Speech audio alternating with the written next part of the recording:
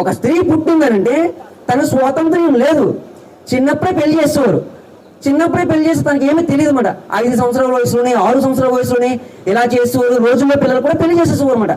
ఆ కాలక్రమేణా వస్తున్నటువంటి క్రమంలోని సంఘ సంస్కర్తలైన వారు లేచి స్త్రీలను ఇలా చేయడం కరెక్ట్ కాదు, స్త్రీకి స్వాతంత్ర్యం కావాలి, స్త్రీకి చదువు కావాలి, స్త్రీ కూడా చదువుకోవాలి అని ఒక ఉద్యమం లేవనెత్తారన్నమాట. అర్థమవుతుందా?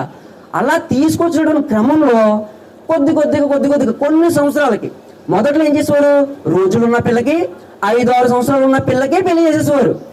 ఆ క్రమంలో వచ్చినటువంటి మార్పులు క్రమంగా ఏమైందంటే మెచ్యూర్ అయితే పెళ్లి చెయ్యాలి, పెళ్లిడికి వచ్చింది అనేటువంటి ఒక క్రమం వచ్చిందన్నమాట.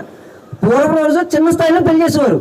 కాలక్రమే ఎక్కడికి వరకు వచ్చింది, మెచ్యూర్ అయితే పెళ్లిడికి వచ్చినట్టు అప్పుడు చేస్తున్నారా అనుకున్నారన్నమాట. అర్థమవుతుందా? అంటే పూర్వం ఏం చేసేవారు అంటే మెచ్యూర్ అయిందంటే ఇంక పెళ్లిడికి వచ్చింది పెళ్లి చేసేవారు, అంటే ఒక డెడ్ లైన్ పెట్టుకునేవారు అనమాట. అంతే. అలాగా ఒక పిల్ల పెద్ద మనిషి అయ్యింది, పుష్పవతి అయింది అంటే వాళ్ళ భావజనం ఏంటి, ఇంక పెళ్లిడికి వచ్చేసింది, ఇక డెడ్ లైన్ పెళ్లి చేసేది అని భావించేవారు అనమాట. అప్పుడు ఏం చేసేవారు అంటే ఈమె పెళ్లి కొడుకు చూడాలి కదా, ఆ క్రమంలో వాళ్ళ బంధువులు స్నేహితులు ఉంటారు కదా, వాళ్ళ ఇంటికి వెళ్ళి వీళ్ళు చెప్పేవారు అనమాట. ఇది కూడా పలానా సుబ్బగాడి కూతురు, లేదంటే పలానా వెంకన్న కూతురు, ఎట్లా చెప్పేవారు అనమాట. పలానా కూతురు పుష్పవతి అయింది. అర్థమవుతుందా? పుష్పవతి అయింది కాబట్టి ఏంటి, ఒళ్ళు కావాలన్నమాట. సో వీళ్ళు ఏం చేసేవారంటే పప్పు విందు పెట్టేవారు అనమాట. అందుకే ఇప్పటికి ఇంకా మనం వాళ్ళు ఏమంటారంటే పప్పు అని అనడానికి కారణం అది.